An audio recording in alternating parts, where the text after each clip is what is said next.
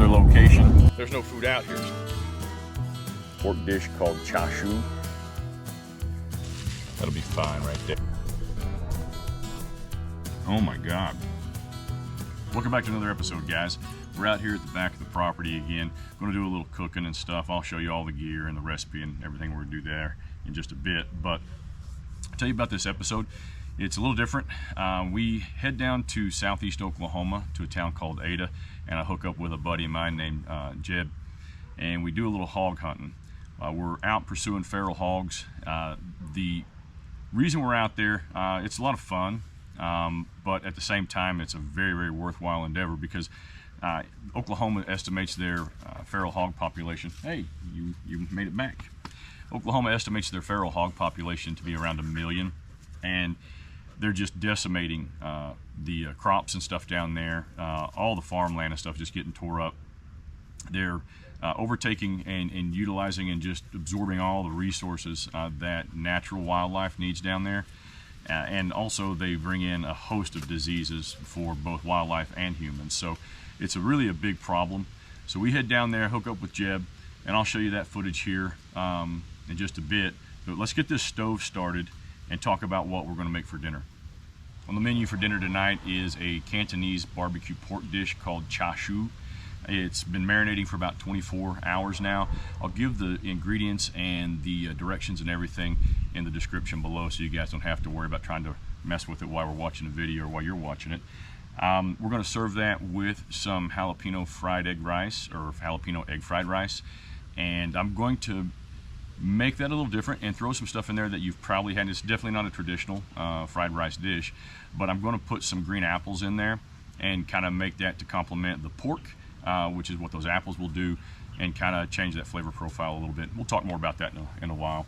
But for now, let's get this barbecue or this stove started, and I'll show you what I'm using. All right, so the stove we're going to be using tonight is this Lixada or something. It's a little fold flat stove that I picked up. You guys have seen it probably on here before or in some of the shorts that I've done. It's really versatile. It's a twig stove, or you can put alcohol fuel and all kinds of stuff in there. It's got a pot cross. I've got it set in the, I've got to put it back. I've got it put in reverse so it sits low. And then I just took a piece of expanded metal. You guys can probably see that over here. I just took a piece of expanded metal and then cut that and just kind of sanded or cleaned up all those edges and stuff on it. And then I just set that right on top of there, and that's going to be our grill surface. I'm using oak wood to start the fire and maintain it and everything like that, so it'll have an oak flavor hopefully to it. Thought it might be kind of good. Got the windscreen up here. We've got a lot of wind today. It's gusting up to 30 miles an hour at times, so windscreen's up here. But let's get this fire started, and I'm going to cheat because we're close to the house here, and I'm just going to use my propane or my MAP gas here.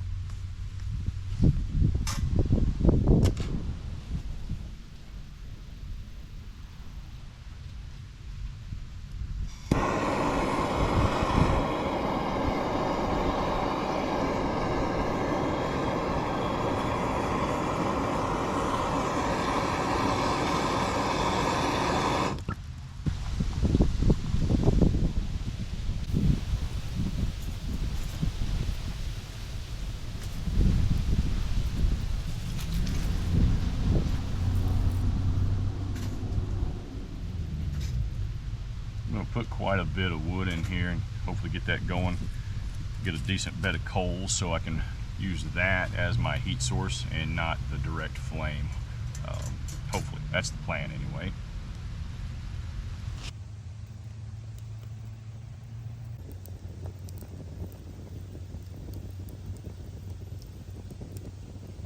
So as that fire starts to burn down and create that bed of coals for us, I'll go ahead and punch you guys over to the hunting footage now, and we'll catch you here in a little bit.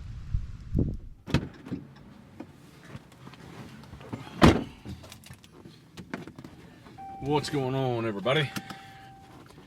It has been a minute, but we are back. And we are, if you will notice, let me get out of this parking lot here before I run people over accidentally and intentionally. We are, well, there's no we right now, it's just me. You'll notice that our boy in the back is no longer well, I don't want to say he's no longer with us. That sounds very fatal and final, doesn't it? He is at the house hanging with the girls tonight because where we're headed, he's not going to be able to go, although he'd love to.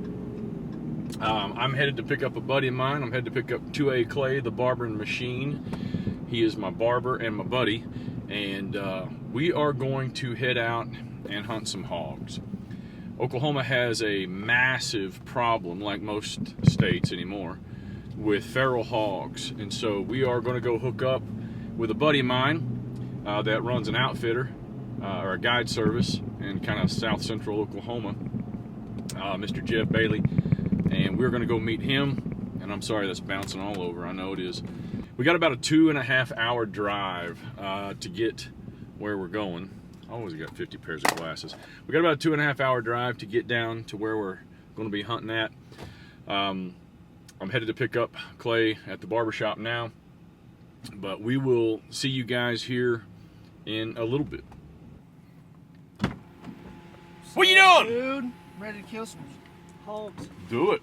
Let's do it. Hey, you don't get to ride here. You got to ride back over there somewhere where the dog goes. He's got to warm it up for me. Hey, what's up, guys? I'm down here at, where the hell am I? Lula, Oklahoma.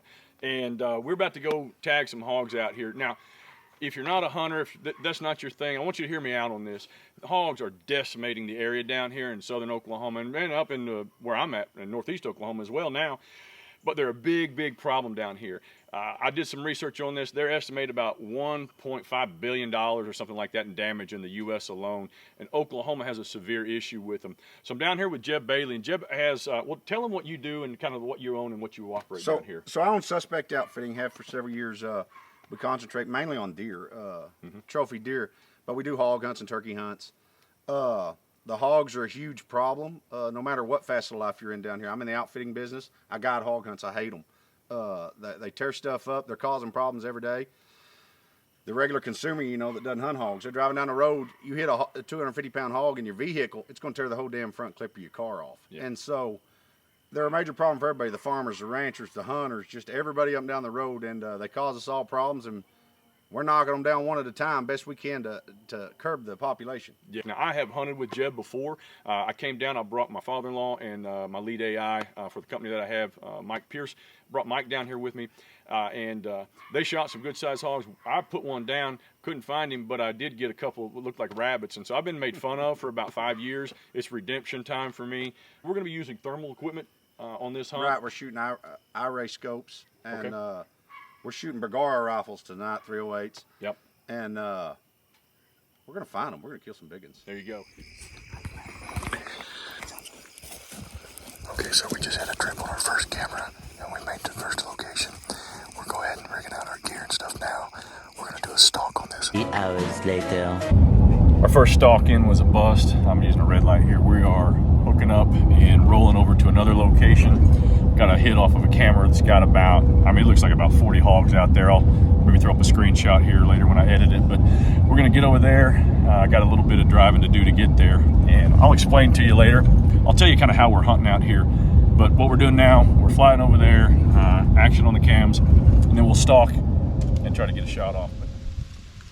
All right, guys, we're gonna just about get started here. Or just about get started. We're just about to get started.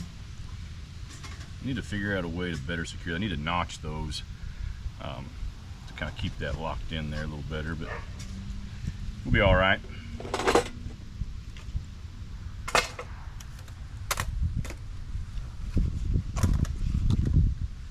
That's our pork. It's been marinating. That toned down just a little bit. While we're waiting on that to die down just a little bit more, what you're about to see is my shot on one of the hogs. Just so you know, you have to, it's very difficult, and you can tell obviously it's hard to catch low light stuff. I just don't have that kind of equipment, right?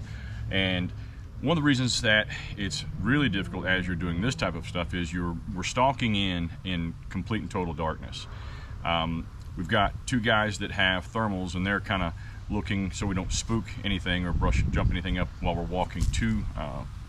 So do not come over here and get them ingredients, start licking on them. He's been trying to eat this egg or licking this egg for the last 10 minutes. Anyway, so what we're doing is we're walking into, hey, man, that's gross, dude. You don't do that. Come on, brother. Come on, you eat it after. I mean, come on, man. Good Lord, nasty. Let me throw this on here while we're talking. Let me, no. There we go. You don't try that at home, kids.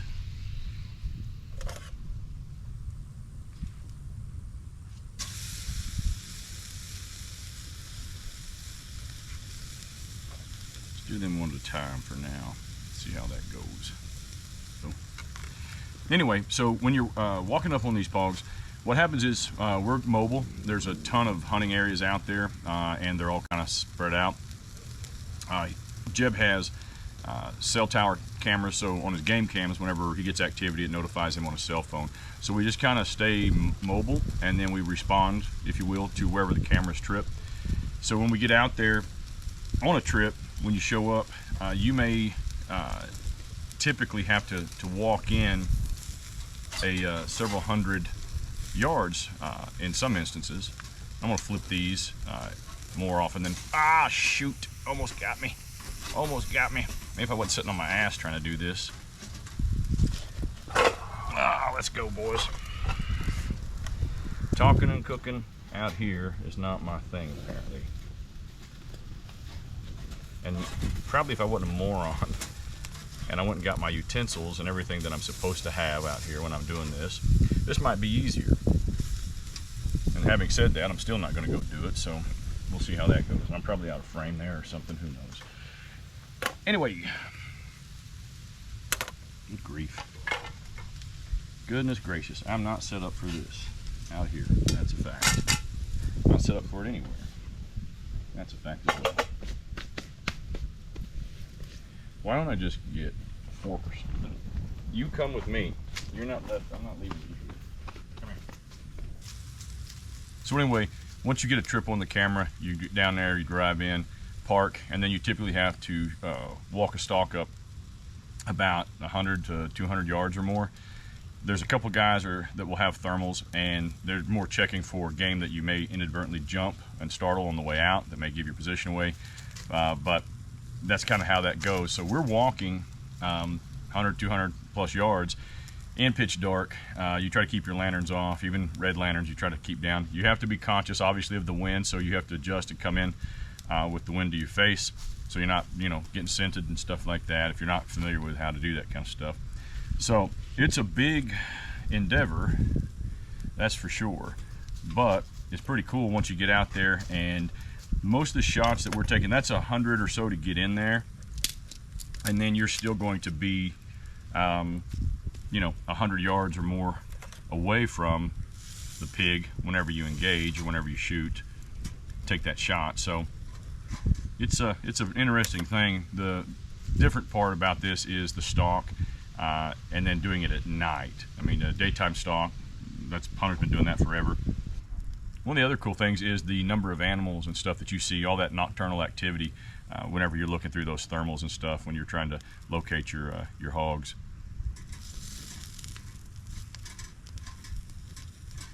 I think we're getting close to being done there on that one.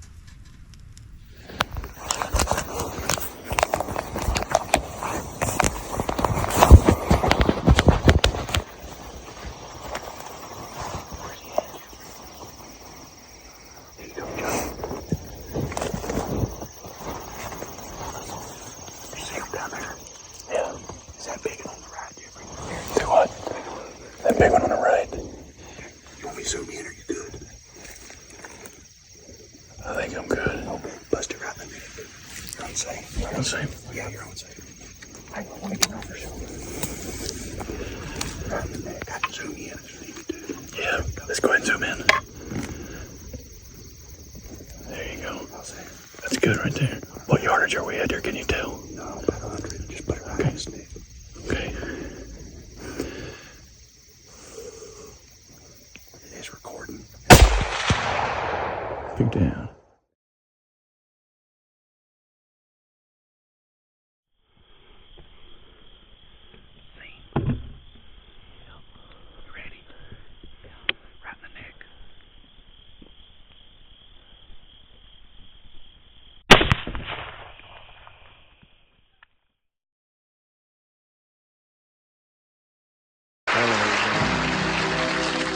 Nice to see you.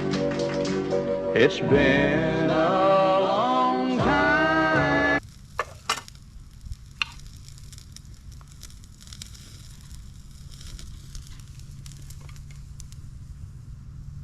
See how that looks there. Before we go too far, it's a sacrifice.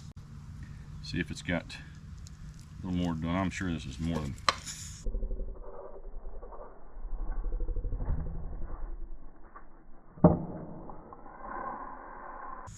Fudge. Only I didn't say fudge. It's why you bring a table out, Charles. It really is, buddy. Yet you just do dumb stuff. So hey, get back, man. This whole video is nothing but me yelling at you to get back and stop doing silliness. I'm gonna give you a bite of this if you'll just be cool.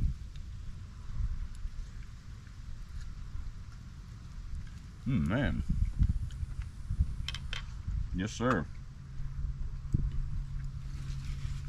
Done. Nicely done. Not too done. Just right done.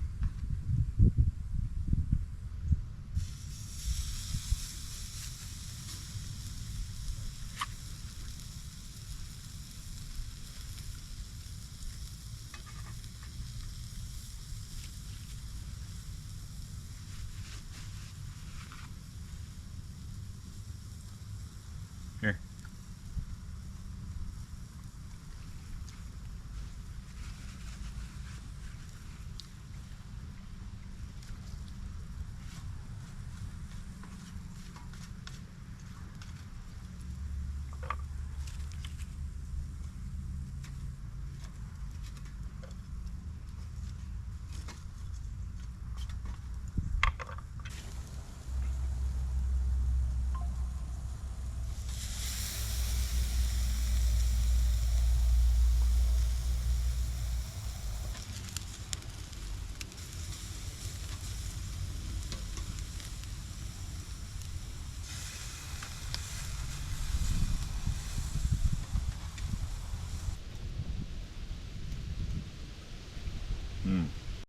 That's so good. If you have this in a restaurant, it's going to have a very red, like obviously food coloring type red color to it. It's because they put red food coloring in it. Most recipes call for that. There's absolutely no need to do it. Obviously, it's just a coloring. But if you are like thinking you've never seen this before, odds are you've probably seen this or on a buffet or something like that, or a variation of it probably. That's really good. Really good. What we're going to do is I've got some of that marinade and I mixed a little bit of none of your business in there with it, so you don't even have to be here, right?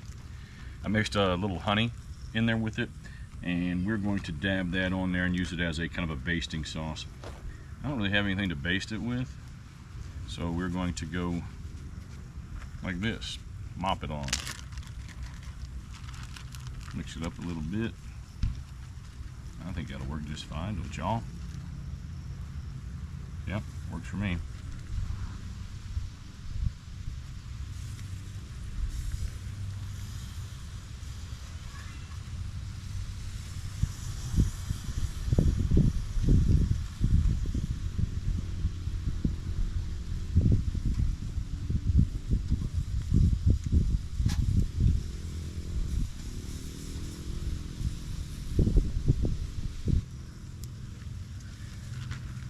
Enough of that.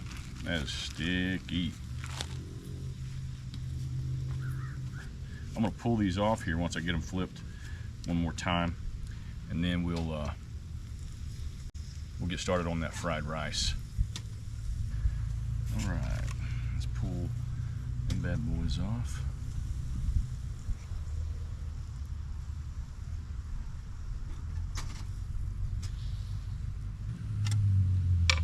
sarcasm in the classroom. Teachers, leave them kids alone.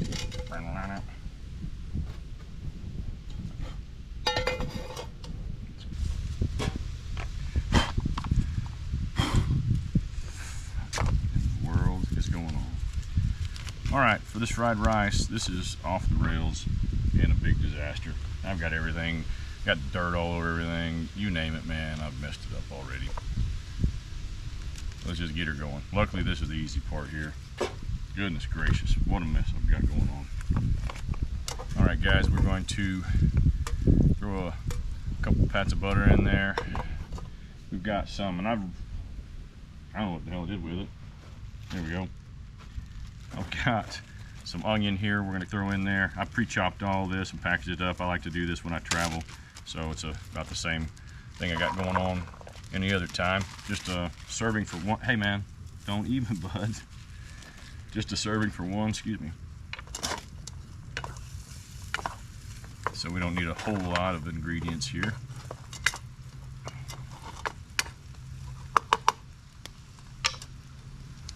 We're getting a good shot of that. All right, where's everything at? I'm gonna need some sesame. I've got some sesame oil. A little bit of this goes a long way. Some 5 spice. Put that on later. I got some sriracha, and I got an egg. Stay over here, boy. All right, there we go. Looking pretty good. I'm going to go ahead and throw that egg in there. See if I can do this with my left hand. I'll guarantee you I can't. Oh, surprised myself. I don't think I got all that. Yeah, I did. Surprised myself, yes sir. Run out of napkins, didn't I, buddy? Yep, that's what's going to happen. That camera's going to go out.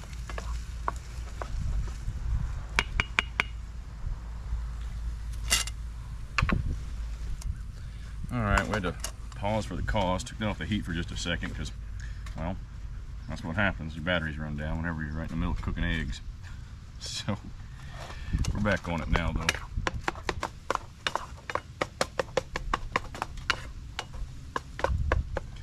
Right, that's pretty good. We'll go ahead and dump our, this is Minute Maid jalapeno rice. Take the top off of it. I've actually never had this, so I have no idea how it's going to be, but it looks spicy, and I would venture to say it probably is. So we're just going to dump that in there. Jalapeno, or I'm sorry, this type of rice is really, really good for making fried rice because it's kind of like day-old rice, if you will. It doesn't get soggy when you do this, so it makes a good host rice for everything. And it's a pretty good serving for, literally, this could be for a couple of people right here. And I'm going to share this with my wife later when she gets in later tonight from the game, so we'll have a little leftovers as well. This stove is pretty cool because, let me see if I can show you this here. You can just do what I'm doing instead of having to feed it and worry about feeding it all the time. You can just stick something like that in there, a bigger piece of wood, and then just feed it through as it needs it. And you can pull that out a little bit and use it to adjust the flame or the heat and temp and all that good stuff. All right. Now here we go. I'm going to hit that with just a little bit of sesame oil. That's just enough. I'm going to throw some 5 spice in there, just about that much. Doesn't take a lot. Hit it with some sriracha, not a lot. Okay, and then I'm going to throw, I just got some soy sauce packets here that I had in the kitchen. I keep them in the truck. We'll throw a little bit of soy sauce in there. Again, doesn't take a whole lot on this. smaller serving, and then you can add more to your liking. What we're going to do next is I'm going to throw these apples in here. And I said this is something very different. So if this isn't your thing, you don't have to do it. I'm definitely not making a traditional dish here.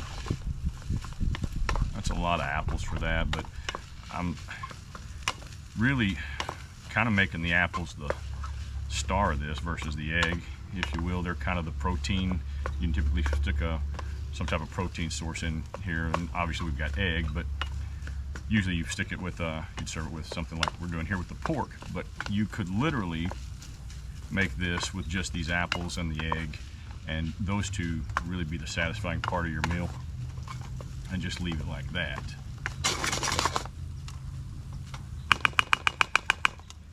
And let's throw, just for some color, just a little bit of pea action in there. See how many we need.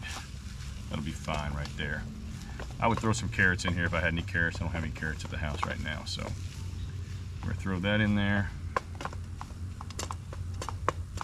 Get ready to plate.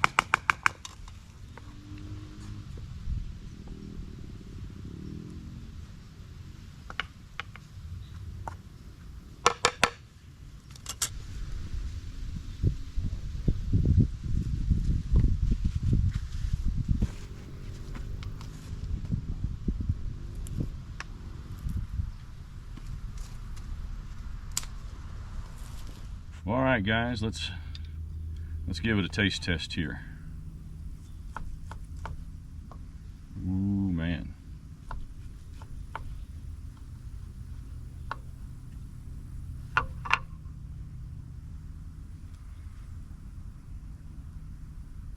Still warm. Perfectly cooked. Nailed it. Mmm. That's juicy. That marinade's well penetrated. Like a slick sleeve fireman on his first night of work.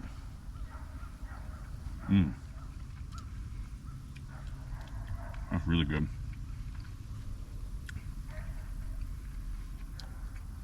Nice smokiness from that oak.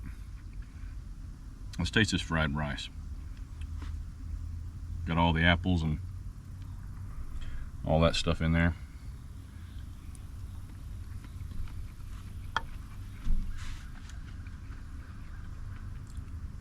Ooh. Ooh. Mm-hmm. That is very nice. That is very, very good.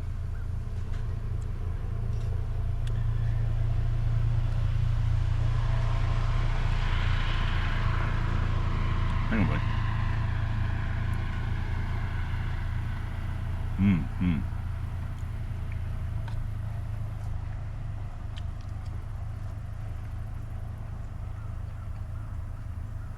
That's a hell of a combination right there, man. That rice. One of the things I don't like about some fried rice is it's too much sesame oil. I don't like it. Just the right amount of sesame oil. Not too much. That's the other thing. People put a lot of soy sauce in it. Not too much whenever I make this, so excuse me. I'm trying to chow down, I'm so starving. It's just the right amount of soy sauce, just the right amount of sesame oil. Let me eat. Y'all just hang on.